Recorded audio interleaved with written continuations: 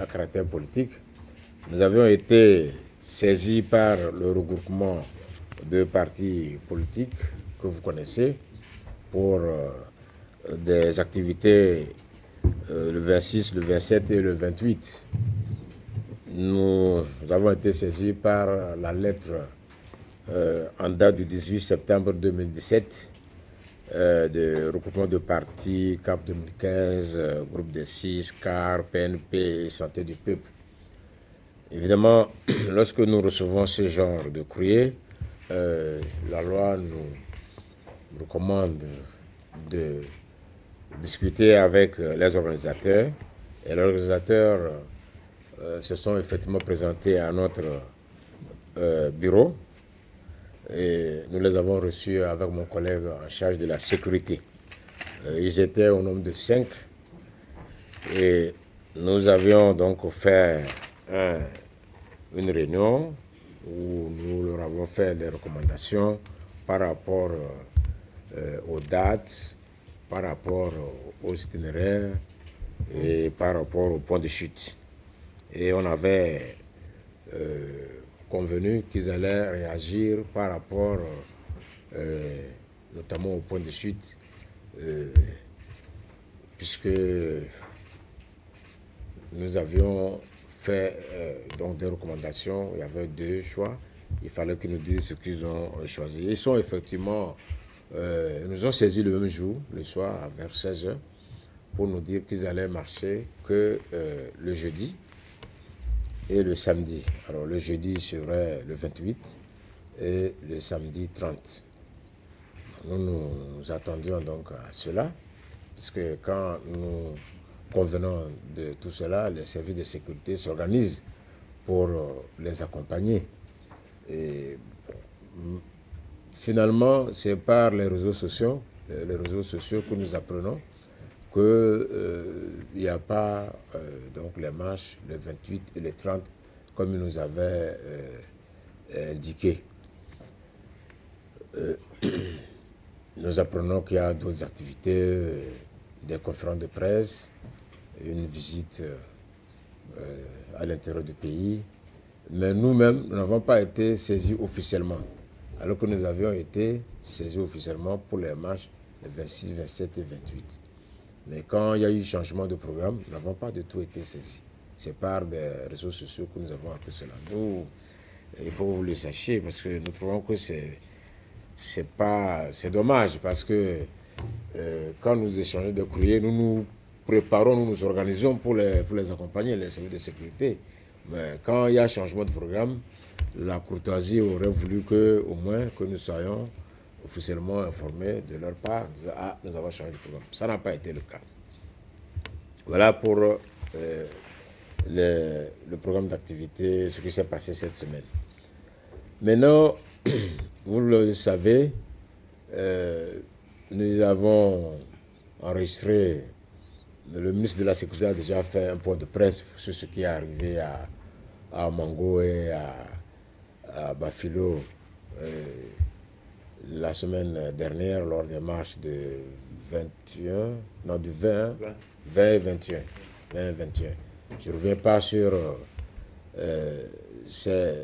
les éléments que le ministre, mon collègue, a largement abordé à la dernière conférence de presse qu'il a eu à animer. Mais ce que nous voulions dire, c'est que nous avons le sentiment que les partis politiques, nous ne voulons pas dire qu'ils ne connaissent pas les tests, parce que ce ne serait pas possible de leur recharger de cela. Donc, parce qu'ils sont censés les connaître. Il y a des députés parmi eux, et puis de toute façon, vous ne pouvez pas faire de la politique si les textes de base, la charte des partis et la loi portant liberté de manifestation, si vous ne connaissez pas ces textes, vous ne pouvez pas prétendre faire la politique, ce n'est pas possible. Donc nous ne voulons pas dire qu'ils ne les connaissent pas, mais nous notons tout simplement qu'ils ne veulent pas les respecter. Alors nous voulons saisir l'occasion que vous nous offrez pour rappeler ces dispositions-là, pour que tout le monde comprenne qu'il y a des lois et que ces lois, il faut quand même les respecter. Alors, d'abord, qu'est-ce que c'est une réunion ou une manifestation pacifique, comme souvent ils disent, puisque les lettres qu'ils nous écrivent, c'est pour dire nous voulons faire des manifestations pacifiques. Alors, le sixième, 1, 2, 3, 4, 5, le sixième tiret de l'article 3 de la loi portant liberté de manifestation définit ce que c'est qu'une réunion et une manifestation pacifique. Et je lis. Il s'agit là, c'est-à-dire réunion et manifestation pacifique, 2 points, tout rassemblement momentané de personnes, concerté et organisé, quel qu'en soit l'objet, ou tout cortège, défilé, rassemblement de personnes, n'ayant pas un objet violent ou n'étant pas destiné à créer, encourager ou inciter à la violence, sans instrument de violence, ou encore ne portant pas atteinte à l'ordre public. C'est ça une manifestation pacifique publique. Donc la loi est très claire sur ça. Maintenant, au regard de cela, il y a toutes les dispositions sur le déroulement, la déclaration, etc. que vous connaissez. Nous avons longtemps eu à débattre de cela. Mais au regard de cela, l'article 19, je vais vous lire quelques articles pour conforter ce que je viens de dire. L'article 19 dit ceci. Toute personne qui s'introduit dans une réunion ou une manifestation et incite d'autres participants à commettre des violences, destruction ou dégradation est passible d'un emprisonnement de 1 an à 5 ans et d'une amende de 500 000 à 1 500 000 francs. Donc, c'est clair, quand vous êtes dans une manifestation que vous incitez des participants à commettre des violences ou à faire des destructions, vous êtes passible de la peine de prison. Il faut que les gens le sachent. C'est dans la loi. L'article 20 dit ceci. Toute personne qui, à l'occasion de réunions ou manifestations pacifiques publiques, s'introduit par des menaces, contraintes ou violences dans un édifice public ou privé, dans une maison d'habitation, dans un bâtiment à usage commercial ou dans un lieu de culte, sera puni conformément aux dispositions du Code pénal. C'est clair. Article 21.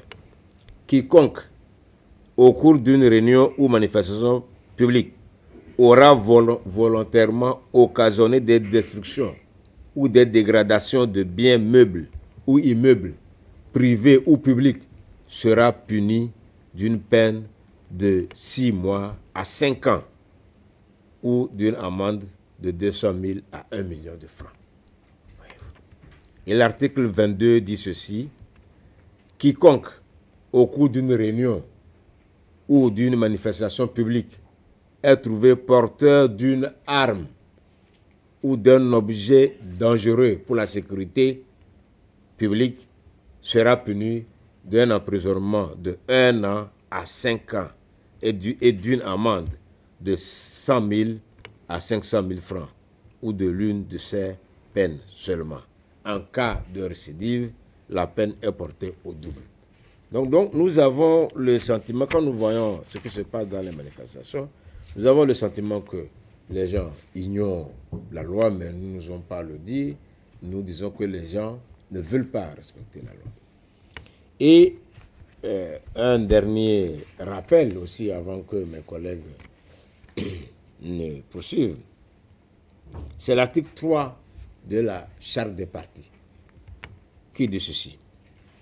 Afin de préserver l'ordre démocratique et de sauvegarder l'unité nationale, la solidarité et la paix sociale, les partis politiques doivent, à travers leurs objectifs, programmes, déclarations et activités, promouvoir la tolérance et le dialogue entre eux et dans leur rapport avec les citoyens et les pouvoirs politique, promouvoir la tolérance,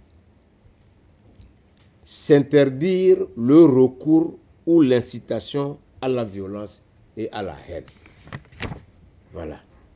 Proscrire toute forme de tribalisme, d'ethnocentrisme, de régionalisme, de racisme, de xénophobie et d'intolérance religieuse. Voilà. Ce sont là les dispositions qui sont contenues dans la charte de parti. L'article 4, et j'en aurais terminé, dit ceci: les partis politiques, qu'ils soient au pouvoir ou de l'opposition, ne doivent pas se considérer comme des ennemis, mais comme des acteurs politiques qui doivent, dans le respect mutuel, par leurs critiques nécessaires et constructives, œuvrer à la construction nationale. Voilà, vous voyez, toutes ces dispositions, le législateur a donné tout ce qu'il faut pour que les choses se passent correctement. Malheureusement, par rapport à ce que je viens de lire, vous constatez vous-même que ce n'est pas ce que nous enregistrons, aussi bien dans la déclaration de certains responsables politiques, dans l'agissement de certains manifestants et dans le comportement d'autres encore. Donc, malgré tout cela, il y a des choses qu'on enregistre. Et certainement, je voudrais inviter mon collègue de la sécurité à faire état de ce que nous constatons, malgré ce que les dispositions légales nous donnent. Merci, Monsieur le ministre. Merci.